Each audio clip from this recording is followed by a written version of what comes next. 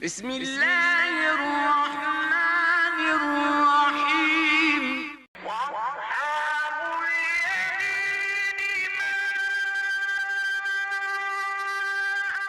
أصحاب اليمين. بسم الله الرحمن الرحيم.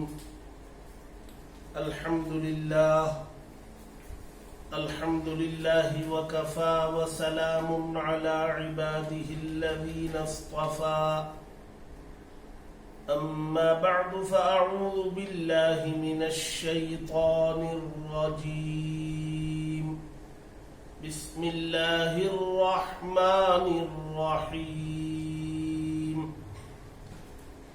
لئن بسطت إلي يدك لتقتلني ما أنا بباسط يدي إليك لأقتلك إني أخاف الله رب العالمين.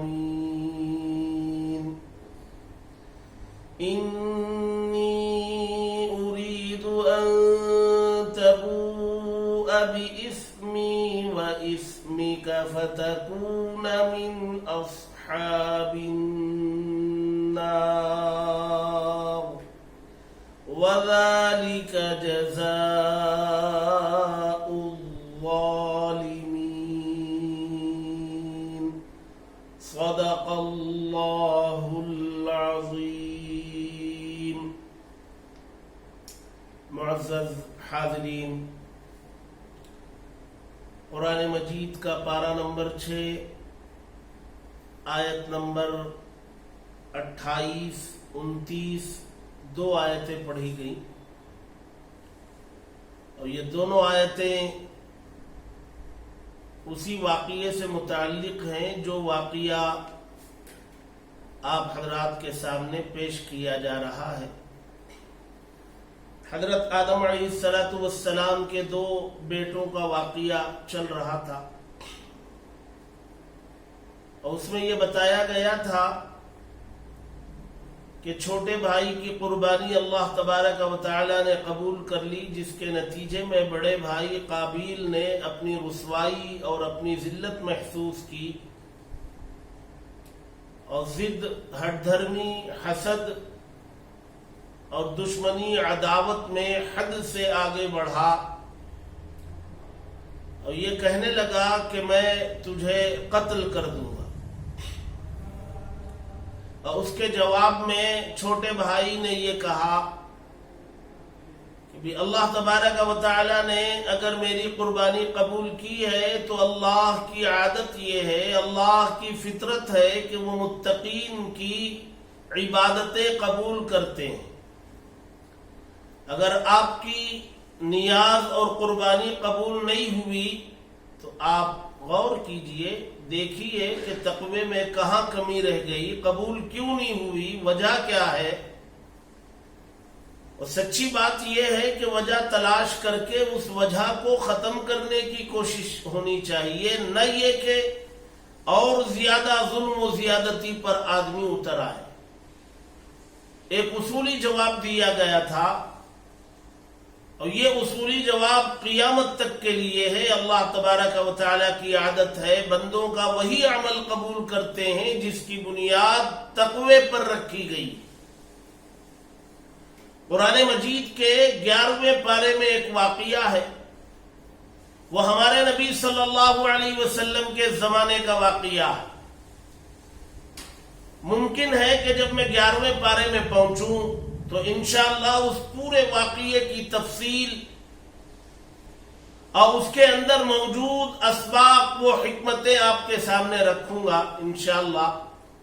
سر دست میں صرف اتنا بتلاتا ہوں کہ ہمارے نبی صلی اللہ علیہ وسلم کے زمانے میں جب آپ صلی اللہ علیہ وسلم ہجرت کر کے مدینہ منورہ تشریف لا چکے تھے، اور ہجرت کے دوران راستے میں قباء نامی محلے میں مسجد قباء کی بنیاد اللہ کے نبی ڈال چکے تھے، اور وہاں نمازیں وغیرہ جاری تھیں.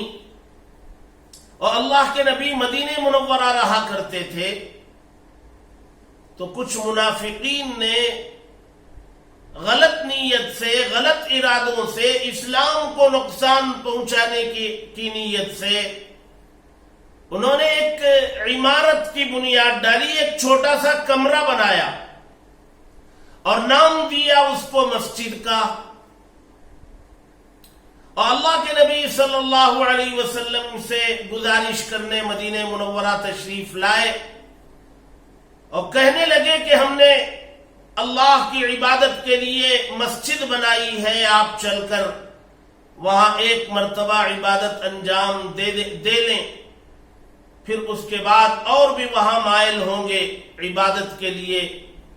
اللہ کے نبی صلی اللہ علیہ وسلم نے حامی بھر لی، ٹھیک ہے حاضر ہوں گا۔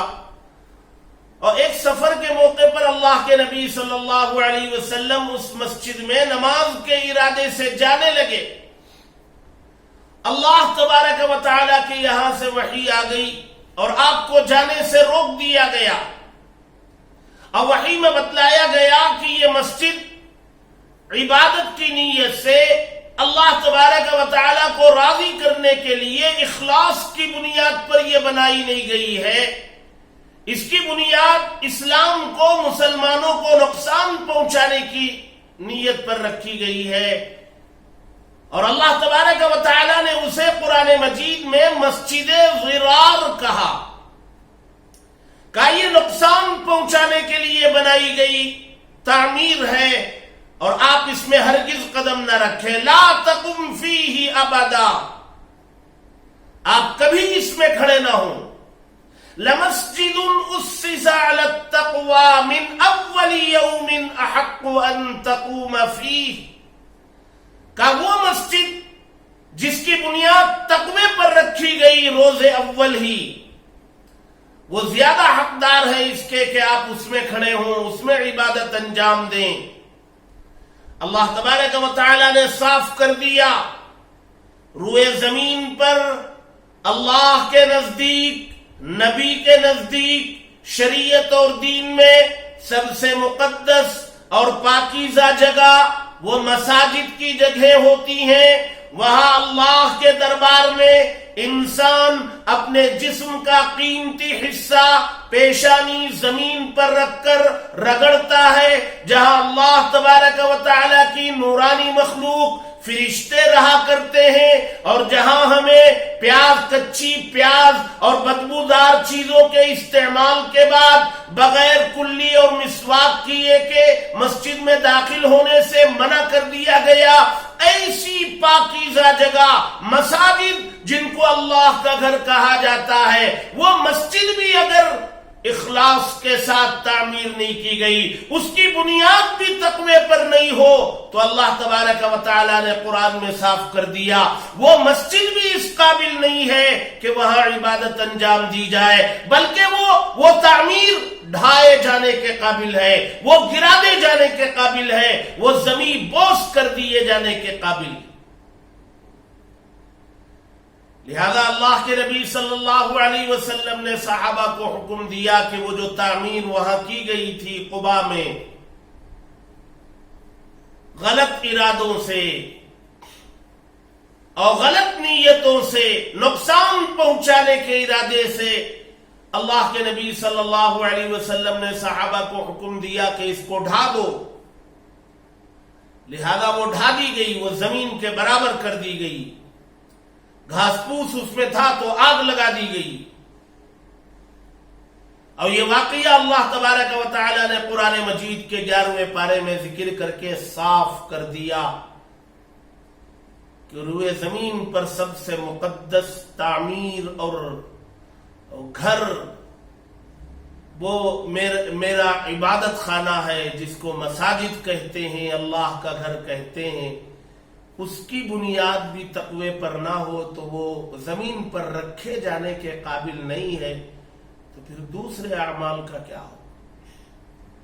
سوال یہ ہے کہ یہ تقوی ہے کیا؟ تقوی ہے کیا؟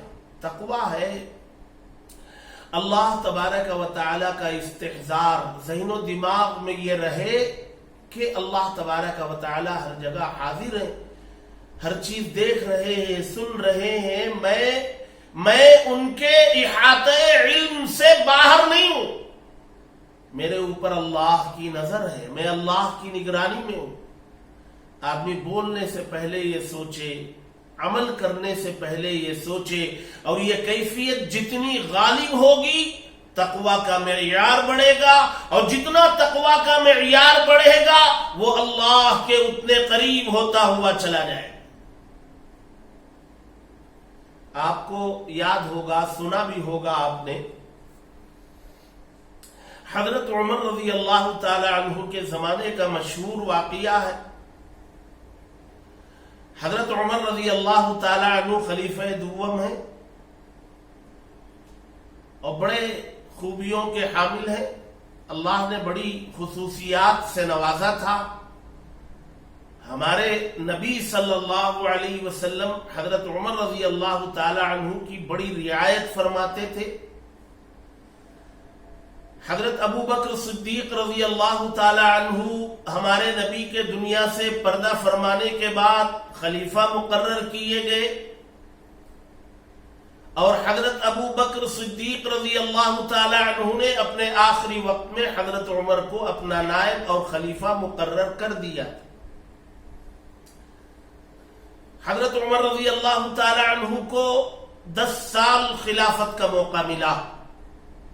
حضرت ابو بکر صدیق رضی اللہ تعالی عنہ کو بہت مختصر موقع ملا تھا، 2 سوا 2 سال کا موقع ملا تھا، اور اس میں بہت سارے مسائل کھڑے ہو گئے تھے جن کو نمٹانے میں آپ کا زمانہ گزر گیا، لیکن حضرت عمر رضی اللہ تعالی عنہ کو طویل زمانہ ملا، اور آپ نے اسلام کی بڑی خدمات انجام دی۔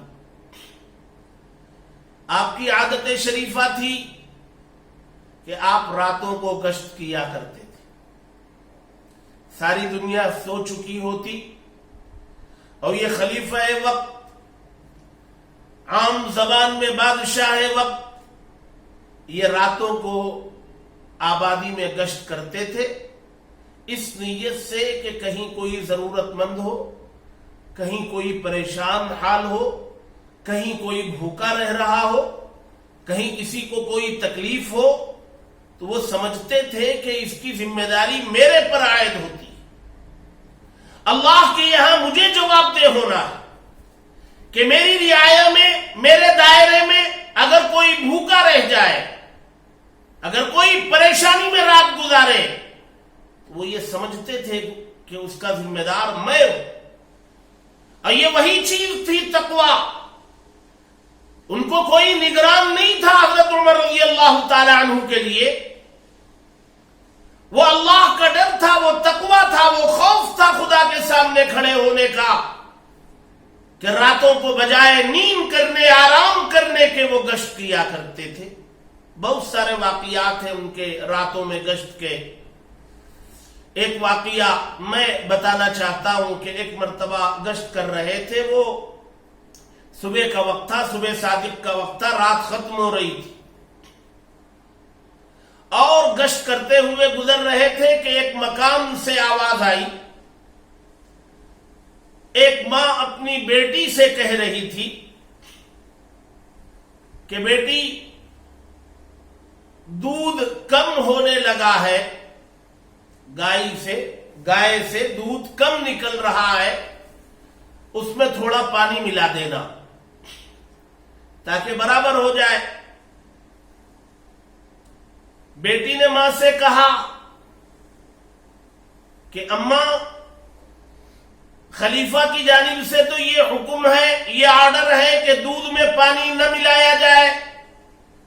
غالباً وہ دودھ بیچا کرتی تھی، اور گائے دودھ کم دینے لگی تو مقدار کم ہوئی تو پانی ملا کر کے بیچنا چاہتی تھی۔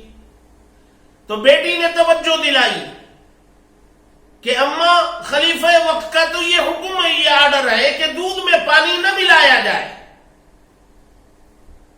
ماں نے کہا بیٹی، اب کہاں خلیفہ دیکھ رہے ہیں، پانی ملا لو، کون دیکھ رہا ہے؟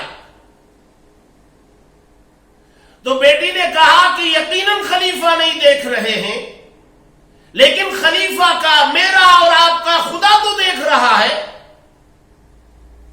یہ بیٹی نے ماں کو توجہ دلائی۔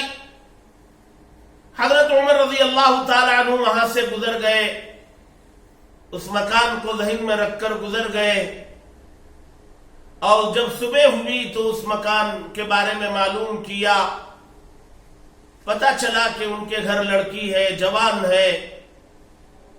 اس کی دینداری سے، اس کے تقوی سے اتنے متاثر ہوئے کہ حضرت عمر رضی اللہ تعالی عنہ نے اپنے لڑکے کا نکاح اس گھر میں اس لڑکی کے ساتھ کر دیا۔ آپ اندازہ لگائیں، یہ نکاح ہے تقوی کی بنیاد پر، اور اس نوجوان بچی کا اپنی ماں کو توجہ دلانا، یہ تقوی۔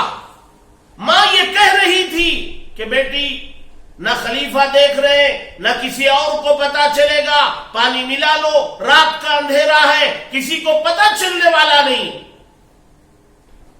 یہ ماں کا خیال تھا، لیکن بیٹی کا جو خیال تھا وہ تھا تقوی۔ تقوی کی بنیاد پر بیٹی نے کہا یقیناً کوئی نہیں دیکھ رہا ہے، لیکن خدا تو دیکھ رہا ہے۔ اس استحضار کا نام ہے تقوی۔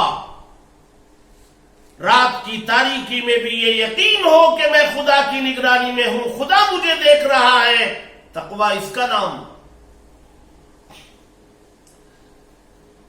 اس تقوی کی بنیاد پر بادشاہ وقت نے، خلیفہ وقت نے اپنے بیٹے کا نکاح اس گھر میں جو دودھ بیچنے والی تھی، دودھ فروخت کرنے والی تھی، اس گھر میں اس لڑکی کے ساتھ اپنے لختے جگر کا نکاح کر دیا۔ قیامت تک کے لیے مسلمانوں کو پیغام دیا، نکاح دین اور دینداری کی بنیاد پر کیا جائے، تقوی کی بنیاد پر نکاح ہو، مال کی بنیاد پر نہ ہو۔ اور اس تقوی پر کیے جانے والے نکاح کا نتیجہ یہ ہوا کہ انہی دونوں کی اولاد میں حضرت عمر ابن عبدالعزیز رحمہ اللہ جیسے جلیل القدر تابعی پیدا ہوئے، جن کو خلیفہ راشد، خلیفہ پنجم کہا جاتا ہے۔ یہ ہے تقوی، رات کی تاریکی میں بھی خدا کے دیکھنے کا احساس پیدا ہو جائے، تقوی۔ ان کے لختے جگر ہیں، حضرت عمر رضی اللہ تعالی عنہ کے ایک بیٹے ہیں حضرت عبداللہ ابن عمر رضی اللہ تعالی عنہ، سنتوں کے بڑے پابند عاشق، اللہ کے نبی کی سنتوں کے عاشق حضرت عبداللہ ابن عمر رضی اللہ تعالی عنہ ایک مرتبہ کہیں سفر میں تھے، راستہ بھٹک گئے، جنگل کی طرف چلے گئے، بھوک ستانے لگی، کھانے پینے کا سامان نہیں تھا، اور تلاش میں تھے کہ کچھ ملے تو کھائیں پیئیں۔ تو جنگل میں دیکھا کہ ایک چرواہا وہ بکریوں کے ریوڑ کو چرا رہا ہے۔ ایک امید کی کرن نظر آئی کہ یہاں سے کچھ کھانے پینے کا سامان ہو جائے۔ اس زمانے میں عام طور سے یہ رواج تھا کہ مسافرین کی ایسے ریوڑ والے میزبانی کر دیا کرتے تھے، کچھ دودھ وغیرہ مسافرین کو پلا دیا کرتے تھے۔ حضرت عبداللہ ابن عمر رضی اللہ تعالی عنہ اس چرواہے کے پاس گئے اور اس سے عرض کرنے لگے کہ میں مسافر ہوں، تھکا ماندہ ہوں، بھوکا پیاسا ہوں، آپ تھوڑا سا دودھ مجھے دے دیں اور اس کی قیمت لے لیں، میری بھوک مٹ جائے گی اور آپ کو پیسہ مل جائے گا۔ تو اس چرواہے نے کہا کہ میں ان بکریوں کا مالک نہیں ہوں، میں تو چرواہا ہوں، مالک اس کا شہر میں ہے، مدینے میں ہے، اور مجھے اس کی اجازت نہیں ہے کہ میں ان کی اجازت کے بغیر دودھ بیچوں، مجھے صرف چرانے کے لیے رکھا گیا ہے۔ عبداللہ ابن عمر رضی اللہ تعالی عنہ چونکے، سوچے کہ بات تو صحیح ہے، لیکن خیال آیا کہ اس کو اور آزمایا جائے۔ تو حضرت عبداللہ ابن عمر رضی اللہ تعالی عنہ نے فرمایا کہ دیکھو ایسا کریں ایک طریقہ ہے، اس طریقے پر عمل کر لیا جائے تو آپ کا بھی فائدہ ہوگا، میرا بھی فائدہ ہوگا، کام بھی بن جائے گا۔ کہا کیا طریقہ ہے؟ کہا ایسا کرو، آپ ایک بکری مجھے بیچ دو، مجھے بکری مل جائے گی، میں یہاں سے اپنے گھر جانے تک اس بکری کا دودھ پیتے ہوئے چلا جاؤں گا، مجھے بکری ملے گی، میری بھوک مٹ جائے گی، میرا کام بنے گا، اور میں تمہیں پیسے دے دوں گا، تمہیں پیسے مل جائیں گے۔ رہا مالک کا مسئلہ، تو آپ مالک سے یہ کہہ دینا کہ جنگل میں کوئی بھیڑیا آیا اور ایک بکری پر حملہ کر کے اس کو اٹھا کے لے گیا، اچک کے چلا گیا۔ اور عام طور سے ایسا جنگلوں میں ہوتا رہتا ہے، اور تمہاری بات پر مالک یقین کر لے گا، وہ اپنی جگہ میں خاموش ہو جائے گا، تمہیں پیسہ مل جائے گا، مجھے بکری اور میری بھوک مٹانے کا سامان ہو جائے گا۔ یہ ایک طریقہ ہے، اس پر عمل کر لیا جائے، اور یہ کسی کو پتہ بھی نہیں چلے گا، جنگل ہے، کوئی ہے بھی نہیں، تم جانو یا میں جانوں۔ تو اس چرواہے نے حضرت عبداللہ ابن عمر رضی اللہ تعالی عنہ سے کہا، یا ھذا فأین عبد اللہ، یا ھذا فأین اللہ، اے اللہ کے بندے، اگر ایسا ہی ہے تو پھر اللہ کہاں ہے؟ اگر ایسا میں کر لوں تو اللہ کی نگرانی کے باہر کہاں ہوں؟ اللہ کی نظر اور نگرانی میں تو ہوں، اور میں اس کو کیا جواب دوں گا؟ حضرت عبداللہ ابن عمر رضی اللہ تعالی عنہ کے امتحان میں وہ چرواہا کامیاب نکلا۔ آپ اندازہ لگائیے کہ اللہ کے نبی کے زمانے میں، آپ کے ساتھیوں میں، صحابہ میں چرواہے جیسے لوگوں کا، صحابہ کا ایسا یقین، ایسا ایمان، ایسا تقوی، جنگل میں تنے تنہا ہے اور اللہ کا استحضار اتنا قوی، اس کو بتایا جا رہا ہے کہ تمہارا یہ مادی فائدہ ہے، لیکن اللہ کا استحضار ہے، تقوی نام اس کا۔ اور یہ چیز پیدا ہونے کی ضرورت ہے، اور بغیر محنت و مشقت کے یہ چیز پیدا نہیں ہوتی، اور یہ جتنی مقدار میں پیدا ہوگی وہ اللہ کا اتنا قرب حاصل کرتا چلا جائے گا، پھر وہ اللہ کے اولیاء کی صفوں میں اس کا شمار ہو۔ یہ اصول یقیناً قیامت تک کے لیے حابیل نے بتا دیا، اور اللہ تبارک و تعالی نے اسے قرآن کا جز بنا دیا، اور یہ اصولی بات بیان کر دی، اللہ تبارک و تعالی متقین کا عمل قبول کرتے۔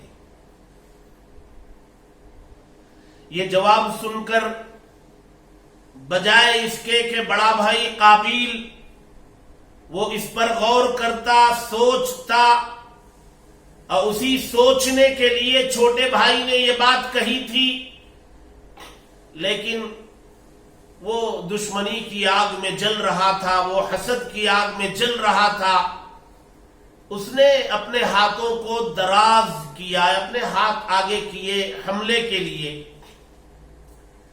جب چھوٹے بھائی نے دیکھا کہ یہ آگے بڑھ رہا ہے اور حملہ کرنے کے لیے تیار ہے، تو اس نے پھر ایک جملہ کہا، اور کیا شاندار بات کہی چھوٹے بھائی نے۔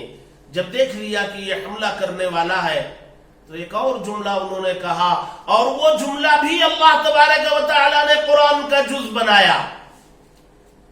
کہا لَئِن بَسَطْتَ إِلَيَّ يَدَكَ لِتَقْتُلَنِي، اگر آپ اپنے ہاتھوں کو دراز کریں میری طرف تاکہ آپ مجھے قتل کر دیں، میرے قتل کے لیے اگر آپ اپنے ہاتھوں کو آگے بڑھاتے ہیں، مَا أَنَا بِبَاسِطٍ يَدِيَ إِلَيْكَ لِأَقْتُلَكَ، تب بھی میں اپنے ہاتھ تمہارے قتل کے ارادے سے یا تمہیں نقصان پہنچانے کے ارادے سے میں اپنے ہاتھ آگے نہیں کروں گا۔